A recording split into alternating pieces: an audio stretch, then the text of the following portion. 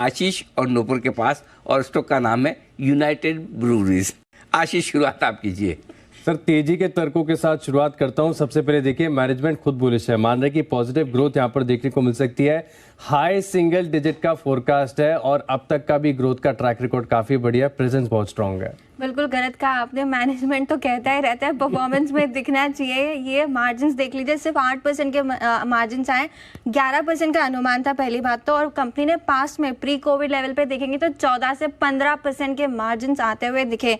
तो मार्जिन्स कभी नहीं सुधर रहे, पता नहीं कब सुधरेंगे, और आने वाले 1-2 क्वार्टर में जो रॉ मटेरियल के प्राइस है वो भी घटते हुए तो फिलहाल नहीं नजर आ रहे। लेकिन मार्केट शेयर कंपनी का बहुत तगड़ा है। जिस प्रेजेंस की मैं बात कर रहा था, भारत में जितनी बियर बिकती है इसका 50% ये टोटल बियर बेचते हैं। 50% का इंडिया जैसे बड़े मार्केट में मार्केट शेयर होना अपने आप में काफी अच्छा है। मार्जिन में इंप्रूवमेंट देखने को मिलेगा। जब मैनेजमेंट ग्रोथ की बात कर रहा है, हाई प्रीमियम प्रोडक्ट्स की बात कर रहा है, तो ग्रोथ यहाँ पर देखने को मिलेगी।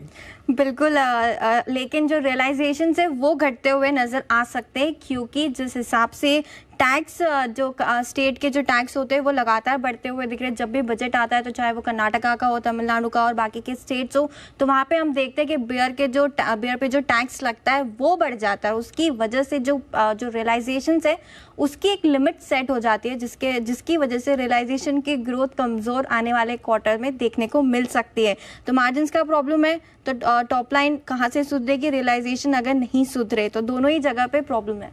अच्छा, एक चीज मुझे नहीं पता थी लेकिन आपने बता दिया, इलेक्शन से पहले लेकर स्टॉक्स में तेजी आती है, डिमांड यहाँ पर बढ़ती नजर आती है। तो ये एक पॉजिटिव पॉइंट आप बता रहे हैं, खुद ही बता रहे हैं अपनी तरफ से। और जो वॉल्यूम ग्रोथ की बात करें, देखिए साउथ में 10% की ग्रोथ है, ईस्ट में 9% और 22% की ग्रोथ आपको देखने को मिल सकती है। अन्य रीजन्स में ग्रोथ काफी अच्छी है, मार्केट शेयर इतना अच्छा है। अगर आपको बियर की मार्केट को प्ले करना है तो यूबीएल से बेहतर कौन सा स्टॉक होगा?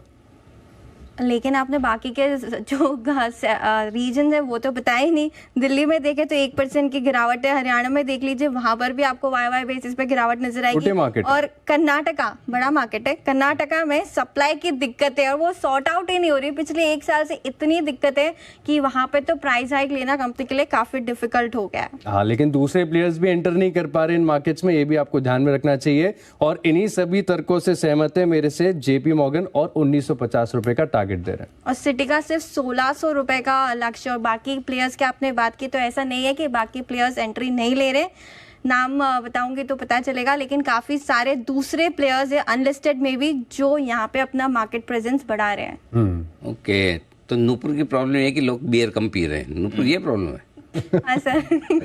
ओके, चलिए बढ़िया है। जरा 3 सदस्यों की बेंच जो हमने बनाई है उनके पास चलते हैं। बेंच के 3 सम्मानीय सदस्य, कुणाल जी, नहीं सम्मानीय सदस्य तो 2 ही हैं, आशु जी और कुणाल बंसल जी। कुणाल जी उसके अंदर अपना सम्मानजनक स्थान लीजिए। देखिए अनिल जी, नूपुर की समस्या का समाधान किए देता हूं। जो उन्होंने बोला कि दिल्ली, चंडीगढ़ में, हरियाणा में मतलब कि वॉल्यूम ग्रोथ नहीं आ रहा है, तो दिल्ली और हरियाणा नहीं Anil ji, entire north India में नहीं आएगा।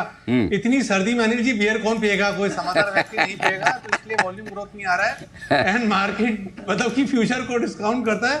समर्स अनिल जी जल्दी आने वाली है, तो वो जो नूपुर की समस्या अनिल जी वो जल्दी मतलब कि पूरी मतलब कि उसका हल मिल जाएगा। और प्लस अनिल जी मैं भी जेपी मॉर्गन के साथ जाऊंगा। ये जिस तरीके से नतीजों के बाद करेक्शन आ रही है, किसी का लंबी अवधि का नजरिया है तो डिलीवरी में बाय करे, कोई